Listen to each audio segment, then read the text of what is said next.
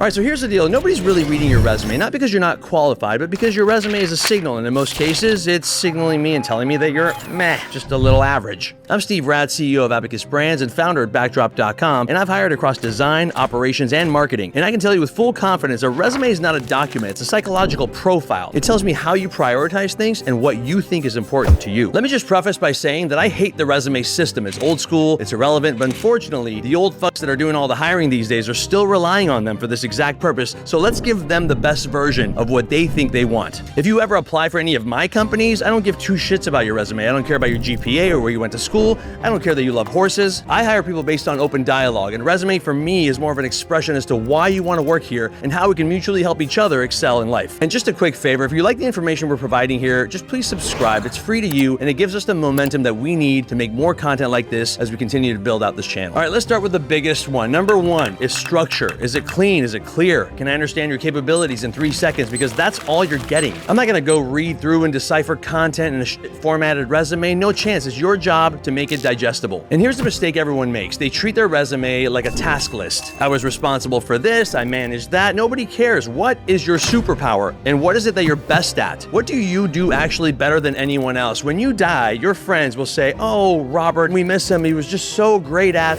what?" Because if I'm browsing through your resume and I can't find that instantly, you're invisible. And here's the part that nobody talks about. Your resume structure is a reflection of your life. If your resume is chaotic, cluttered, hard to follow, your life is chaotic and hard to follow. Your workflow and execution is chaotic and hard to follow. All I see is someone introducing chaos into my organization. In a clean resume, you probably have systems. You probably think clearly. You probably execute in a clean way. That is not about design, guys. It's about how you think. All right, number 2 is about your work history. Where have you worked and for how long? But more importantly, did you grow in your time there? If I see you at a company for 10 years and you had the same role the entire time, that's a problem. That tells me you got comfortable. It tells me you stopped pushing. It tells me that you accepted being average. In full transparency, I don't hire people that have been at the same job for more than 5 years without growth, because that's not loyalty, that's complacency. Now on the flip side, if you see 8 jobs in the last 3 years, that's also a problem. That tells me you're a job hopper, you're unstable, and I'm just about to be the next 6-month experiment for you. You have to remember, hiring is expensive, training takes time, energy, resources. No company wants to invest in someone who is already halfway out the door. So what I'm looking for is simple: 3 to 5 years per role with progression. That tells me you commit, you grow, and you earn your next level. And part 3, last one, this is what kills people the most, is